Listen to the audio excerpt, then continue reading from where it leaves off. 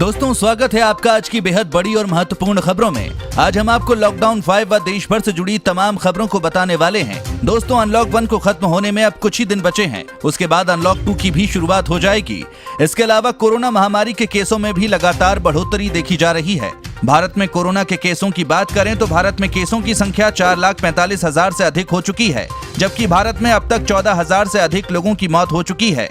चलिए इसी के साथ बढ़ते हैं आज की हेडलाइंस की तरफ, जहां आगे आप देखेंगे चीन ने सीमा विवाद पर जापान को उकसाकर अमेरिका को ललकारा, चीन कर रहा है ये हरकत। आगे जानेंगे इस पूरी खबर को।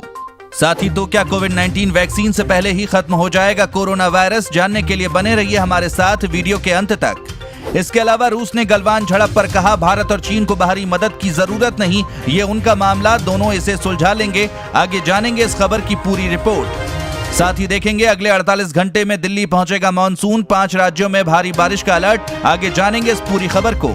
और पतंजलि का दावा, बना ली कोरोना की दवा, हफ्ते भर में 100% मरीज हुए ठीक, जानेंगे इस खबर की पूरी रिपोर्ट।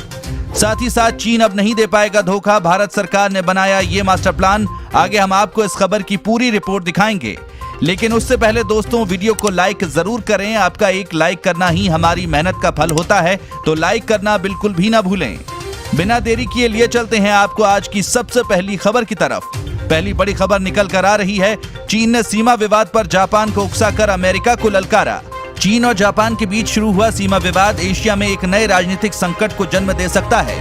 दोनों देशों के बीच ये विवाद पूर्वी चीन सागर के सेनकाकुश द्वीपों की श्रृंखला पर पनप रहा है। भारत के साथ पूर्वी लद्दाख के गलवान घाटी में दोनों पक्षों की ओर से खूनी संघर्ष के बाद चीन ने जापान की ओर रुख किया है। चीन अपने सीमा विवाद को ऐसे समय हवा दे रहा है जब पूरी दुनिया कोरोना महामारी के खिलाफ महाजंग लड़ रही है। ये चीन की किसी सोची समझी रणनीति का हिस्सा है। इसमें कोई शक नहीं है कि अगर चीन और जापान के बीच ये तनाव टकराव की ओर बढ़ा तो अमेरिका को इसमें कूदना ही होगा। अगर ऐसा हुआ तो ये एक महायुद्ध का उद्घोष होगा। चीन ने जापान के इस द्वीप पर हलचल उत्पन्न करके न केवल जापान को उकसाया है, बल्कि उसने एक तरह से अमेरिका को भी आमंत्रित किया है। दरअसल जापान और अमेरिका के बीच एक रक्षा संधि है। इस संधि के तहत यदि जापान पर कोई विदेशी शक्ति हमला करती है तो वॉशिंगटन टोक्यो की रक्षा करेगा। इस संधि के तहत अमेरिका जापान की रक्षा के लिए बाध्य है।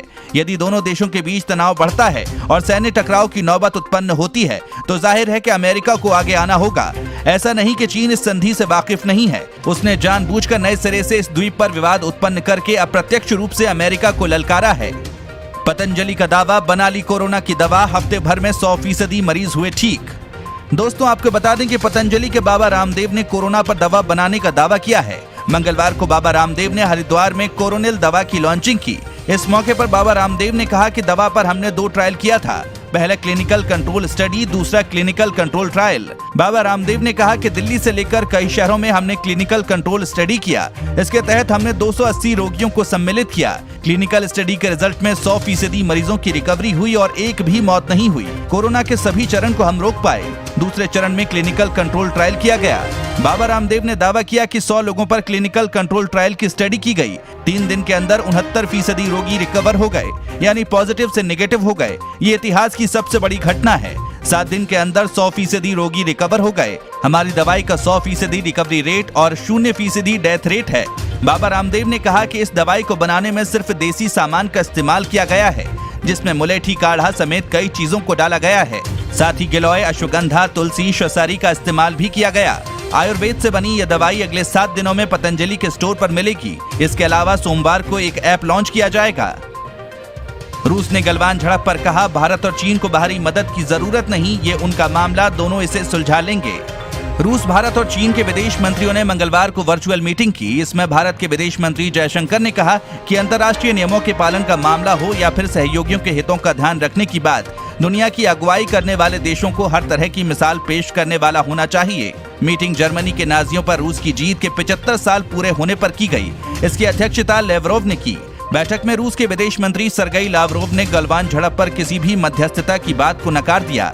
उन्होंने कहा कि भारत और चीन को किसी बाहरी मदद की जरूरत नहीं है। जब देश का मामला हो तो उन्हें कोई मदद नहीं चाहिए। हाल ही की घटनाओं के बारे में ये कहना चाहता हूं कि भारत और चीन इसे खुद सुलझा लेंगे।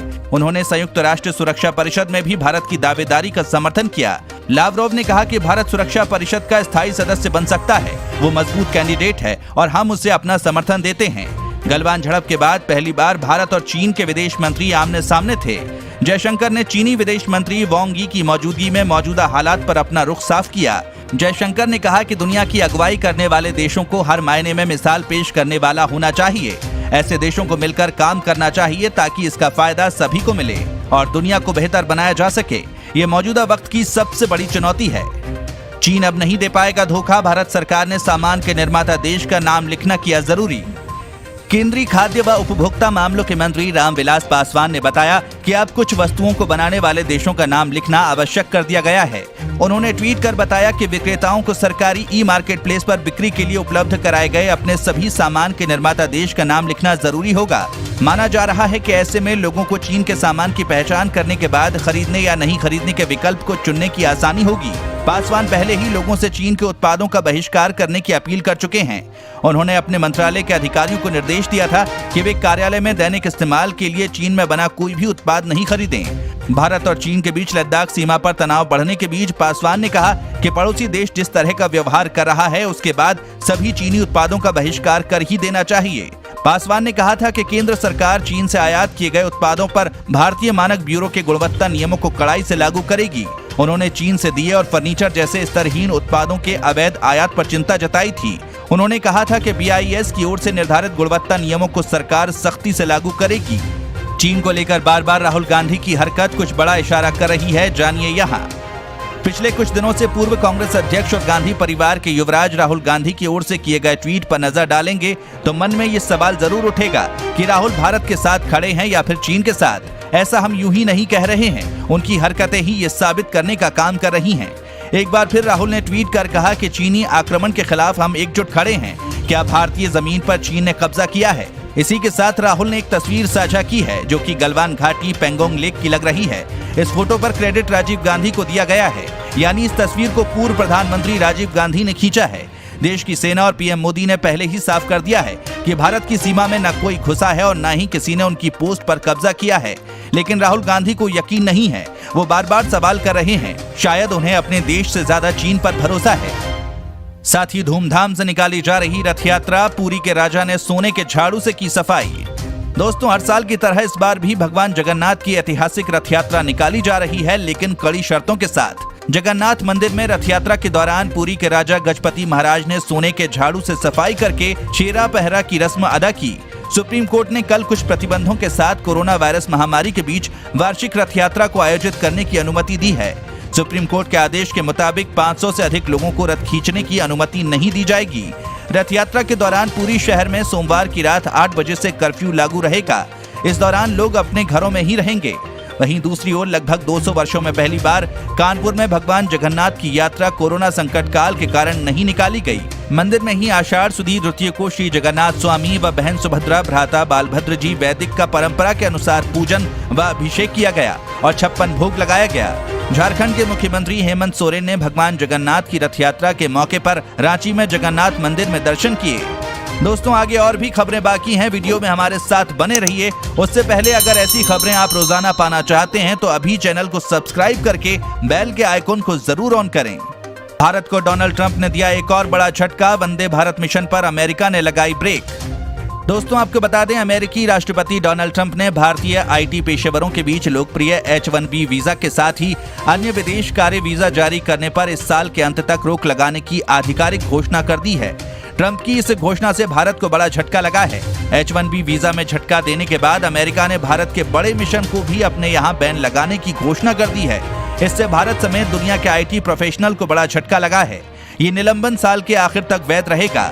ट्रंप प्रशासन के अधिकारियों के मुताबिक ये फैसला अमेरिकी श्रमिकों के हित के लिए लिया गया है। डोनाल्ड ट्रंप ने सोमवार को कहा कि ये कदम उन अमेरिकियों की मदद करने के लिए आवश्यक था जिन्होंने मौजूदा आर्थिक संकट के कारण अपनी नौकरी खो दी है। नवंबर में होने जा रहे राष्ट्रपति चुनाव से पहले ये ऐलान करते हुए ट्रंप ने विभिन्न व्यापारिक संगठनों, कानूनविदों और मानवाधिकार निकायों द्वारा आदेश के बढ़ते विरोध की अनदेखी की है। ये निलंबन 24 जून से लागू होगा। इससे बड़ी संख्या में भारतीय IT पेशेवरों के प्रभावित होने की संभावना है। अब उन्हें स्टैंपिंग से पहले कम से कम साल के अंत तक इंतजार करना होगा। ये बड़ी संख्या में भारतीय IT पेशेवरों को भी प्रभावित करेगा जो अपने H-1B वीजा को रिन्यू कराना चाहते थे। डोनाल्ड ट्रंप के इस फैसले से दुनिया भर से अमेरिका में नौकरी करने का सपना देखने वाले 2.4 लाख लोगों को धक्का लग सकता है। बता दें कि अमेरिका में काम करने वाली कंपनियों को विदेशी कामगारों को मिलने वाले वीजा को H-1B वीजा कहते हैं। इस वीजा को एक तय अवधि के लिए जारी किया जाता है। अगले 48 घंटे में दिल्ली पहुंचेगा मानसून, 5 राज्यों में भारी बारिश का अलर्ट। मानसून अपनी रफ्तार से उत्तर भारत में आगे बढ़ रहा है। दिल्ली समेत उत्तर भारत में इसके समय से पहले पहुंचने की पूरी संभावना है। पंजाब से लेकर पूर्वोत्तर बंगाल की खाड़ी तक बने कम दबाव के क्षेत्र के कारण दिल्ली सहित उत्तर भारत के कई हिस्सों में सोमवार को हल्की से मध्यम दर्जे की बारिश दर्ज की गई और अगले कुछ दिनों में बारिश में वृद्धि होने की उम्मीद है। इस बारिश ने मानसून के जल्द पहुंचने के संकेत दे दिए हैं। मौसम विभाग के मुताबिक दक्षिण पश्चिम मानसून के 24 से 25 जून तक यहां पहुंचने की संभावना है। मौसम विभाग के अधिकारियों ने बताया कि ये बारिश उत्तर पंजाब से लेकर पूर्वोत्तर बंगाल की खाड़ी तक बने कम दबाव का नतीजा है। ये कम दबाव का क्षेत्र हरियाणा, दक्षिण उत्तर प्रदेश, झारखंड और उत्तर तटीय ओडिशा पर बना हुआ है और 2-3 दिनों तक तापमान में उल्लेखनीय वृद्धि की उम्मीद नहीं है।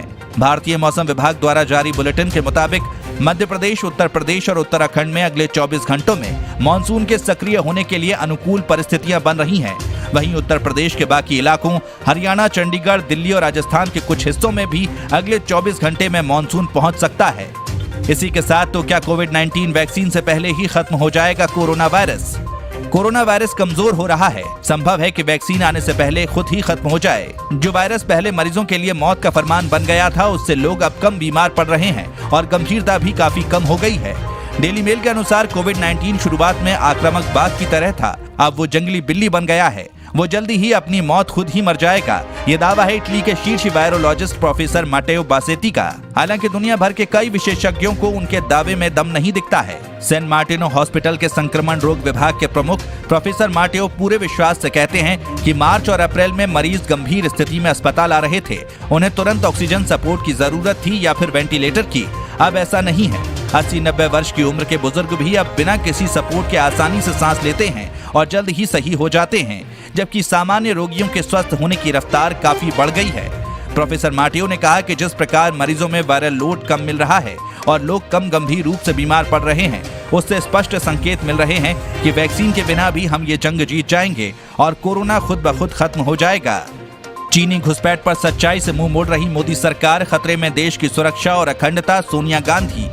कांग्रेस वर्किंग कमेटी की बैठक में पार्टी अध्यक्ष सोनिया गांधी ने चीनी अतिक्रमण का दावा दोहराते हुए आरोप लगाया है कि केंद्र सरकार के कुप्रबंधन और गलत नीतियों के कारण देश की सुरक्षा और भूभागीय अखंडता खतरे में आ गई है। सोनिया गांधी ने कहा है कि अप्रैल से अब तक चीन ने लद्दाख में गलवान घाटी और पेंगोंग झील के भारतीय इलाकों में घुसपैठ की है, लेकिन सरकार सच्चाई से मुंह मोड़ रही है। लद्दाख में चीनी घुसपैठ नकारने वाले प्रधानमंत्री नरेंद्र मोदी के बयान को लेकर सोनिया गांधी ने कहा कि इस बयान ने पूरे देश को झकझोर कर रख दिया है। सोनिया गांधी ने यह भी कहा कि लोगों को लगता है कि केंद्र सरकार स्थिति संभालने में गंभीर रूप से नाकाम हुई है। सोनिया गांधी ने आगे कहा कि घुसपैठ की खबरें और जानकारी 5 मई को आई। समाधान के बजाय स्थिति तेजी से बिगड़ती गई और 15-16 जून को हिंसक झड़पें हुई। 20 भारतीय सैनिक शहीद हुए, 85 घायल हुए और 10 लापता हो गए, जब तक कि उन्हें वापस नहीं किया गया। प्रधानमंत्री के बयान ने पूरे देश को झकझोर दिया जब उन्होंने कहा कि किसी ने भी लद्दाख में भारतीय क्षेत्र में घुसपैठ नहीं की।